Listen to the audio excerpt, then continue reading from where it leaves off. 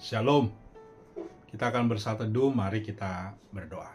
Kami datang kepadamu ya Tuhan karena Engkau baik. Engkau yang sudah menyertai perjalanan kehidupan kami melewati semua kisah yang boleh Tuhan sertai. Terima kasih untuk kekuatan, semangat, berkat. Bahkan di sekeliling kami ada orang-orang yang mengasihi kami. Berkati perenungan firman-Mu ini agar kami semakin teguh dalam mengiring Tuhan di dalam kehidupan ini. Dalam nama Tuhan Yesus, firman yang hidup, kami berdoa. Amin. Saat ini firman Tuhan terambil daripada Matius pasal yang ke-7, ayat yang ke-7 sampai dengan ayat yang ke-11. Saya akan membaca ayat yang ke-7 dan ayat yang ke-8. Demikian bunyi firman Tuhan. Mintalah, maka akan diberikan kepadamu. Carilah, maka kamu akan mendapat. Ketuklah, maka pintu akan dibukakan bagimu. Karena setiap orang yang meminta, menerima. Dan setiap orang yang mencari, mendapat. Dan setiap orang yang mengetuk, baginya pintu dibukakan. Sampai demikian pembacaan firman Tuhan. Berbahagialah kita yang membaca, merenungkan. Lebih bahagia ketika kita menerapkan firman Tuhan dalam hidup hari lepas hari. Terpujilah Kristus. Shalom. Jemaat yang dikasihi oleh Tuhan kita Yesus Kristus dimanapun kita berada. Di dalam kehidupan ini kita pasti menemukan berbagai macam tipe manusia. Ada yang kita temukan ia tukang ngeluh. Sedikit-sedikit mengeluh, kok mengeluh sedikit-sedikit. Atau si tukang besar-besarin masalah. Sedikit-sedikit masalahnya dibuat besar, apapun pergumulannya, merasa masalah sendiri yang begitu besar.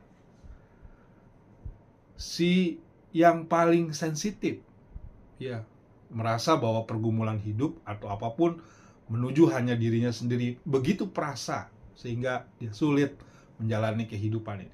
Ada juga orang yang tukang ngebohong, ya, pekerjaannya, pelayanannya, atau apapun yang dilakukan dia mungkin berbohong, belajar berbohong dari hal yang kecil. Permisi tanya, kita ada atau sering dalam tipe yang apa? Ya, jikalau kita masih mempertahankan sikap kita yang kurang baik atau bisa menjadi batu sandungan yang menurut kita biasa-biasa aja, harusnya kita memperbaiki diri. Kita menyadari kita penuh dengan keterbatasan, penuh dengan kekurangan, tapi kita harus menghadirkan yang baik karena Tuhan sudah memberi yang terbaik buat kehidupan kita. Kita sudah diberi oleh Tuhan kekuatan, maka lakukanlah yang baik yang Tuhan inginkan. Pada perenungan pada hari ini, kalau kita membaca hari ini tentang rangkaian khotbah di bukit, di mana Yesus tidak hanya mengajarkan teori-teori saja, dia mengajarkan sebuah praktek dalam kehidupan ini. Hal yang praktis yang bisa dilakukan. Pada pasal yang kita baca mengenai pengabulan doa, Yesus mau mengarahkan bagaimana setiap doa-doa yang kita utarakan, Tuhan akan menyatakannya seturut dengan kehendak-Nya.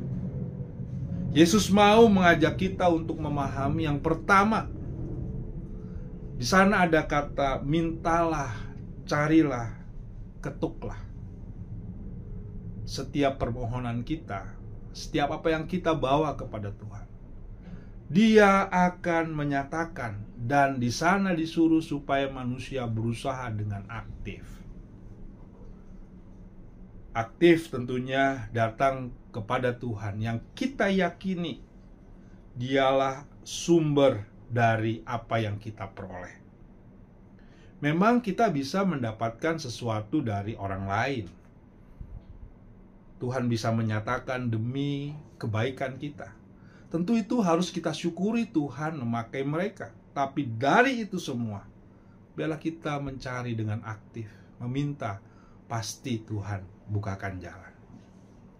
Lalu yang kedua, sumber dari pengabulan doa adalah Tuhan. Bukan siapa yang berdoa, tetapi Dialah yang menyatakan apa yang kita minta. Kalau apa yang kita usahakan, apa yang sudah kita lakukan, dinyatakan dan kita mendapat, itu bukan semata-mata karena usaha kita sendiri, kemampuan kita, kehebatan kita, tetapi itu semua daripada Dia. Semua yang kita dapat hanya anugerah Tuhan semata. Maka semua yang diminta, semua yang dicari, semua yang diketuk, Tuhan akan menyatakan itu semua. Kalau misalkan doa-doa kita saat ini mungkin ada yang belum Tuhan jawab, bersabarlah, jangan marah, jangan takut. Pasti Tuhan dengan waktunya Dia akan memberi yang terbaik. Yang ketiga, apapun yang Tuhan berikan pasti yang baik. Kalau manusia, kalau orang saja bisa memberikan yang terbaik buat anaknya, apalagi Tuhan yang tahu hidupku dan hidupmu, Dia pasti akan memberikan yang terbaik. Kita tahu jawaban doa itu bisa yes, bisa no, bisa tunggu. Yakinlah semua yang Tuhan beri yang terbaik buat diri kita. Jika doamu sudah terjawab, syukurilah bahwa semuanya daripada Tuhan. Kalau doamu belum terjawab atau tunggu dulu, pasti Tuhan mau menyatakan yang terbaik. Yakinilah jawabannya daripada Tuhan saja. Jadi jemaatku yang dikasihi, marilah kita menjadi satu pribadi yang mengenal Tuhan, yang sungguh bahwa Dialah jawaban dari semua kehidupan kita. Kita yang sudah percaya kepada Dia, teruslah berdoa meminta yang terbaik. Dengan kesadaran kita membutuhkan Tuhan. Jika hidup kita sudah diberkati, teruslah mengucap syukur. Kalau hidup kita penuh dengan tantangan dan pergumulan, jangan cepat mengeluh. Pujilah namanya yang selalu menyertai kita. Tuhan Yesus selalu memberkati Bapak Ibu sekalian dengan seluruh kehidupan yang dilalui. Percayalah, kasih-Nya tetap tinggal di dalam kita. Amin. Kita berdoa. Terima kasih Tuhan untuk penyertaan-Mu sampai hari ini. Berkati satu hari lagi, lindungi perjalanan kehidupan kami, keluarga, usaha, pelayanan, apapun yang kami lakukan sepanjang hari ini, biarlah Tuhan saja dipermuliakan. Terima kasih untuk firman Tuhan yang meneguhkan kami kembali.